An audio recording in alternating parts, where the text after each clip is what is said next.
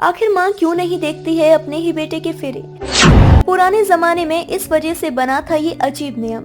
दोस्तों, आज हम अपने वीडियो के माध्यम से बताने जा रहे हैं आखिर माँ क्यों नहीं देखती है अपने ही बेटे के फेरे। पुराने जमाने में इस वजह से बना था यह अजीब नियम। हिंदू धर्म में 4 महत्वपूर्ण संस्कार होते हैं, जिसमें से एक शादी है। शादी हिंदू धर्म के सबसे पवित्र रिवाज में से एक है। हिंदू धर्म में शादियों का बेहद खास महत्व होता है। शादी के दौरान कई रीति रिवाज निभाए जाते हैं, जैसे कन्यादान, 7 फेरे और गृह प्रवेश आदि। इन सभी रस्मों को बेहद खास महत्व दिया जाता है। इन्हीं रीति रिवाजों को पूरा कर शादी संपन्न मानी जाती है। शादियां केवल 2 लोगों का नहीं, बल्कि 2 परिवारों का मिलन होता है। दोस्तों, इसलिए 7 जन्म के इस खास रिश्ते से कई प्रथाएं जुड़ी होती हैं। शादी घर के सभी सदस्य के शामिल होने पर ही पूर्ण होती है। लेकिन क्या आपने कभी इस बात पर ध्यान दिया है कि बेटे की शादी में माँ शामिल क्यों नहीं होती? अर्थात माँ अपने बेटे के फेरे नहीं देखती। लेकिन क्या आपने कभी सोचा है कि ऐसा क्यों किया जाता है? ऐसा करने के पीछे क्या कारण है? क्यों एक माँ ही अपने बेटे की शादी में शामिल नहीं होती, जबकि माँ के लिए अपने बेटे की शादी सबसे खास होती है? जब से बच्चा पैदा होता है तभी से वह सपने संजोने लगती है इन सभी चीजों के लिए, लेकिन फिर भी वह इस खास दिन का हिस्सा नहीं बन पाती।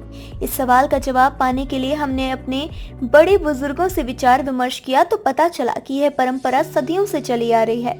इस प्रथा की शुरुआत मुगल शासन के दौरान हुई थी। आइए जानते हैं क्यों माँ अपने बेटे की बारात में नहीं जाती तो वह अपने ही बेटे के फेरे नहीं देखती।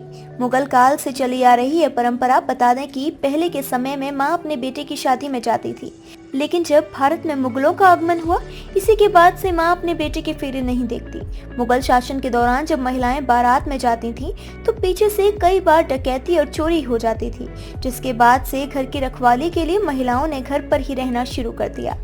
इसी के साथ ही शादी के दिन रात में सभी महिलाएं मिलकर मनोरंजन के लिए गीत गाकर घर की देखभाल के लिए रुकती थीं। बता दें कि बेटे की शादी में मां का शामिल न होने का कारण घर की देखभाल करना होता था, क्योंकि घर के सभी लोग शादी में चले जाते थे।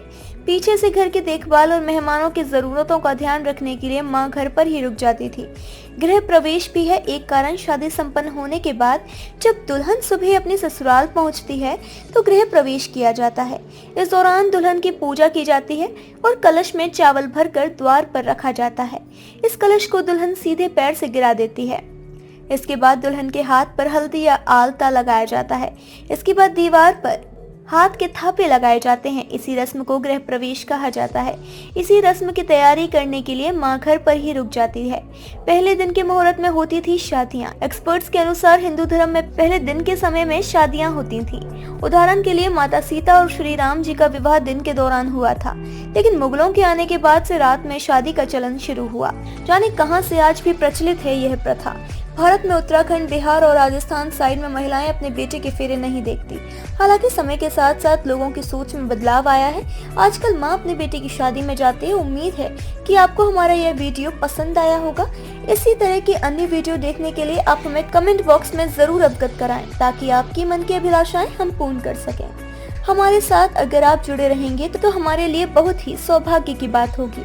वीडियो आपको पसंद आया हो तो आप लाइक करें, शेयर करें और हमारे चैनल को सब्सक्राइब करना ना भूलें। नमस्कार।